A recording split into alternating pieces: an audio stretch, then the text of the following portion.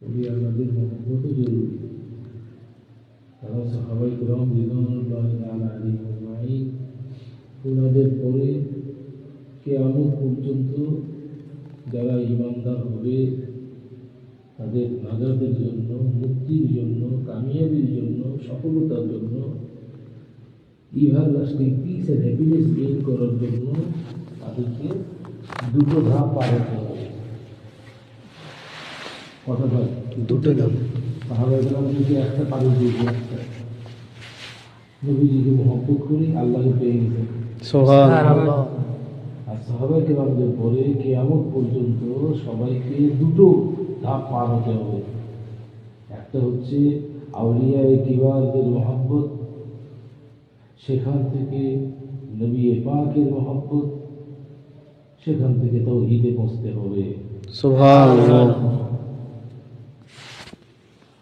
এই জন্য একে বলা হচ্ছে সওগাত। কোরআন শরীফেও তো সওগাতের কথা আছে, হ্যাঁ? জি। 16 নম্বর পারায় পবিত্র সূরা কাহফ শরীফ, লা তুসাহিবনি। এই যে হযরত খিজির আলাইহিস সালাম, হযরত মূসা আলাইহিস সালামের যে ভ্রমণ কাহিনী, সেখানে এই কথাটা আছে। এই যে তুসাহিবনি থেকেই আসছে সোহবত। সুবহানাল্লাহ। সোহবত অত্যন্ত জরুরি। নেক কাজের সোহবত ফরজ, যেটা আল্লাহ পাক বলেছেন, ইয়া আইয়ুহাল্লাযীনা আমানুত্তাকুল্লাহ ওয়া কুনু এটা কি সূরা তাওবার 119 নম্বর আয়াত শরীফ না? জি। এর মানে হচ্ছে, হে ঈমানদারগণ, তোমরা আল্লাহকে ভয় করো, আল্লাহকে ভয় করো এবং সাদিকিনদের, এখানে সাদিকিন মানে কামিলিন, সাদিকিন মানে কামিলিন, কামিলিনদের সঙ্গী হয়ে থাকো। সুবহানাল্লাহ। কামিলিনদের সঙ্গী হও। কেন বললেন? তো কি বোঝা যাচ্ছে? কামিলিনদের সঙ্গী হওয়া, তাদের সোহবত ধারণ করা অপরিহার্য কর্তব্য।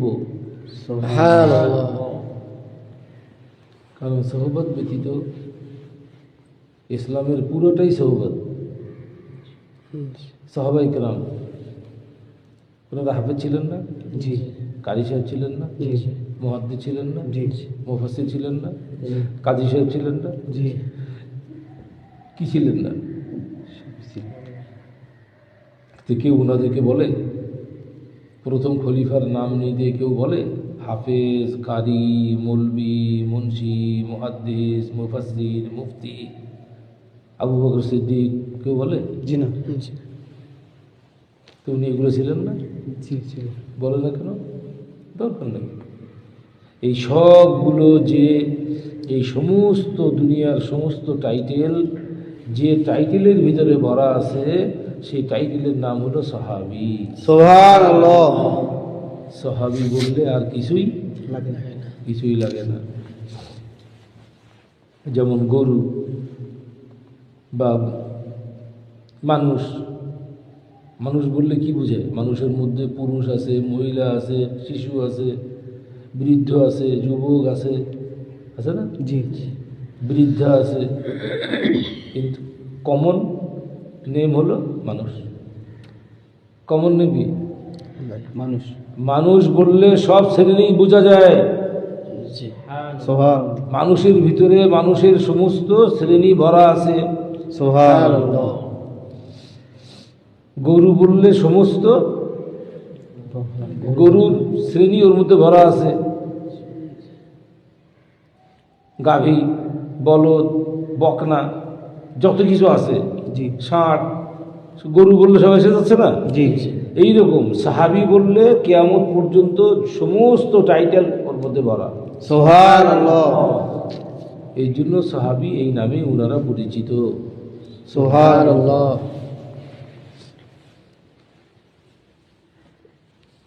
সহবতের এত মূল্য, এই জন্য এটা জরুরি। কারণ একজন মানুষকে চিরস্থায়ী সফলতা লাভ করার জন্য তাকে যেমন ইমানদার হতে হবে, ঠিক তেমনি তাকে মুত্তাকিও হতে হবে। এই জন্য কোরআন শরীফের বিভিন্ন জায়গায় আমানুর সাথে ওয়ামিলুস সালিহাত ওয়াত্তাকুল্লাহ এই কথাটা ভরা আছে। তাই জি ইয়া আইয়ুহাল্লাযীনা আমানু, ইয়া আইয়ুহাল্লাযীনা আমানু, ইয়া আইয়ুহাল্লাযীনা আমানু, ইয়া আইয়ুহাল্লাযীনা আমানু তাকুল্লাহ ওয়া কুলু কাওলান সাদীদা। নাই জি এরকম কত, মানে ইমানের সঙ্গে তাকওয়া, ইমানের সঙ্গে তাকওয়া, ইমানের সঙ্গে তাকওয়া। সুবহানাল্লাহ। তার মানে কি, হে ইমানদাররা আল্লাহকে ভয় করো, হে ইমানদাররা আল্লাহকে ভয় করো, হে ইমানদাররা আল্লাহকে ভয় করো। আল্লাহকে ভয় করলে কি হয়? মুত্তাকি হয়, মুত্তাকি হয়। সুবহানাল্লাহ। যে তাকওয়া অর্জন করে তাকে বলে মুত্তাকি। সুবহানাল্লাহ। যে ঈমান অর্জন করে তাকে বলে মুমিন। যে ইসলাম অর্জন করে তাকে বলে মুসলিম। সুবহানাল্লাহ। যে ফিকহ শিখে তাকে বলে মুফতি। সুবহানাল্লাহ। যে তাফসীর শিখে তাকে বলে মুফাসসির। সুবহানাল্লাহ। কথা বলতে নেই? জি এইরকম আল্লাহ পাক বলছেন, হে মুমিনগণ তোমরা মুত্তাকি হও। ইয়া আইয়ুহাল্লাযীনা আমানুত্তাকুল্লাহা হাক্কা তুকাতি ওয়া লা তামুতুন্না ইল্লা ওয়া আনতুম মুসলিমুন। মানে কতভাবেই না আল্লাহ পাক বলছেন, সুবহানাল্লাহ। সুবহানাল্লাহ। তার মানে কি, ঈমান এনে বসে থাকার কোনো সুযোগ নাই। নাই। মুত্তাকি হওয়ার চেষ্টা করতে হবে। যারা কাফের তারা সব সময় ঈমান আনার ধান্দায় থাকবে, আর যারা ঈমানদার তারা মুত্তাকি হওয়ার ধান্দায় থাকবে। সুবহানাল্লাহ। এটাই কাজ। মুত্তাকি হওয়ার জন্য সোহবত লাগবে, সোহবত ছাড়া হবেই না। এই জন্য আল্লাহ বলতেন কুনু মাস সাদিকিন। সুবহানাল্লাহ। সাদিকিন শব্দের অর্থ হলো সত্যবাদী। তাই কথা বোঝো না? জি এখন কেউ যদি বলে এই অমুক কাফের, কাফের হইলে কী হবে? সে সবসময় সত্য কথা বলে, এই কথা টিকবে? জি না। কোনোদিন টিকবে না, কারণ ইমানই তো নেই। ইমান না থাকলে সে সত্যবাদী হয়ে কী করবে? জাহান্নামে যেতে হবে তো। কথা বোঝো না? জি ইমান থাকতে হবে, এটা প্রথম শর্ত। তারপরে অন্য গুণ পরে বিবেচনায় আসবে। আউয়ালু মা ইউহাসাবু বিহিল আবদু ইয়াউমাল কিয়ামাতি আস-সালাহ। সর্বপ্রথম হাসরের মাঠে বান্দার কাছে যে হিসাব চাওয়া হবে সেটা হবে নামাজ। সুবহানাল্লাহ। আল্লাহ কি বলেছেন? আকিমিস সালাতা লিযিকরি। আমার জিকিরের জন্য, আমার স্মরণের জন্য নামাজ পড়ো, নামাজ কায়েম করো। আকিমিস সালাতা লিযিকরি। আমরা নামাজ পড়তেছি কিন্তু আমরা জিকির করতেছি না। আল্লাহ পাকের স্মরণের জন্য নামাজ। ফলে আমাদের নামাজ কি কায়েম হচ্ছে না, খালি পড়াই হচ্ছে কিন্তু কায়েম হচ্ছে না। নামাজের সঙ্গে যদি জিকির থাকতো তাহলে নামাজ কায়েম হতো। সুবহানাল্লাহ।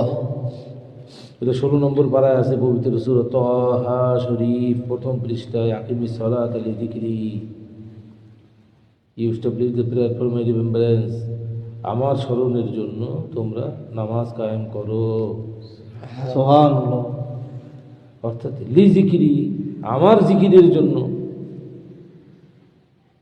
আমার জিকিরের জন্য, মানে আল্লাহ পাকের জিকির বা স্মরণের জন্য। জিকির মানে কি? স্মরণ করা, স্মরণ করা। স্মরণ করে কি দিয়া? অন্তর দিয়ে। অন্তর দিয়ে। অন্তর দিয়ে স্মরণ করে। যে বোবা, উচ্চারণের সঙ্গে জিকিরের কোনো সম্পর্ক নাই। উচ্চারণ করে কি দিয়ে? মুখ দিয়ে। স্মরণ করে কি দিয়ে? অন্তর দিয়ে। অন্তর দিয়ে। এই জন্য কলবি জিকির ফরজ, সুবহানাল্লাহ।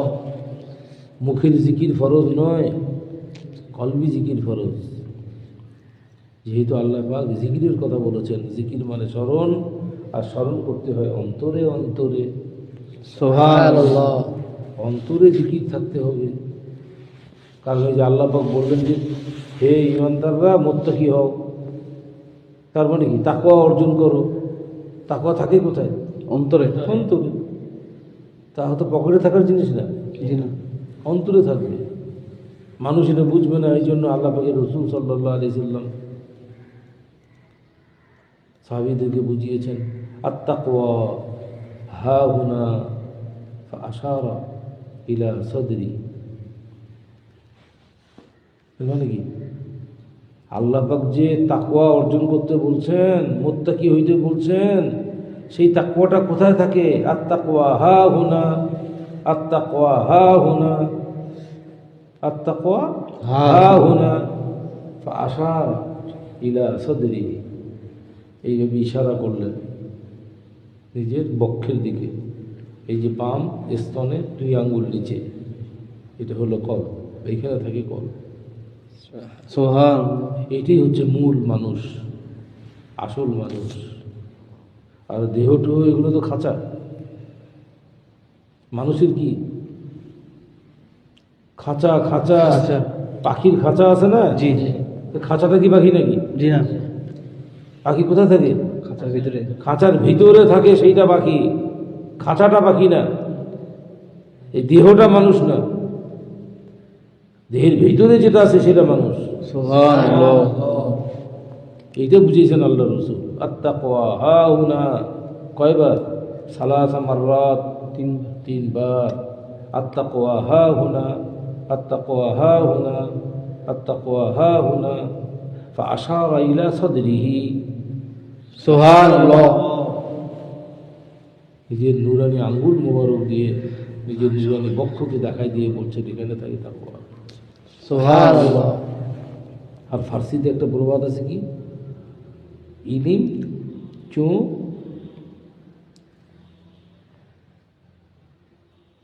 ইলিম যদি অন্তরে, ইলিম যদি অন্তরে ক্রিয়া করে, ইলিম আসে থেকে আসমান থেকে। আসমান থেকে। ওহি আসে থেকে আসমান থেকে। ইলহাম আসে থেকে আসমান থেকে। সেই ওহি যদি মানুষের অন্তরে জায়গা পায়, তাহলে সেই ইলিমটা হবে তার জন্য সাহায্যকারী বন্ধু। সুবহানাল্লাহ।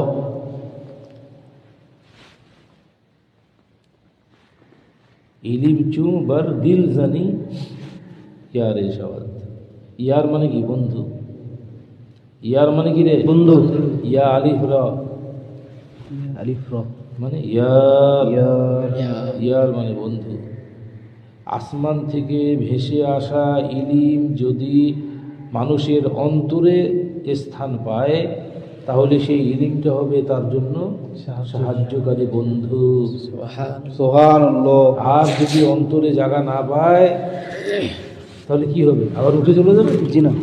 দেহে ক্রিয়া করবে। আর ইলিম যদি দেহে ক্রিয়া করে, ইলিম চু দার তান জানি, তান মানে হচ্ছে দেহ, মারে সাওয়াত। মার মানে কি? সাপ। সাপ। ফার্সিতে মার মানে সাপ। সাপ।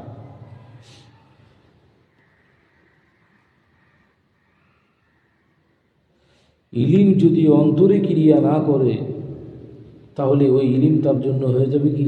ভয়ঙ্কর সাপ, নাউযুবিল্লাহ। বিষধর সাপ। এই জন্য তাকওয়া অর্জন করে অন্তরটাকে সবসময় পরিষ্কার করে শক্তিশালী করে রাখতে হবে। ইলিম তো অনেক শক্তিশালী।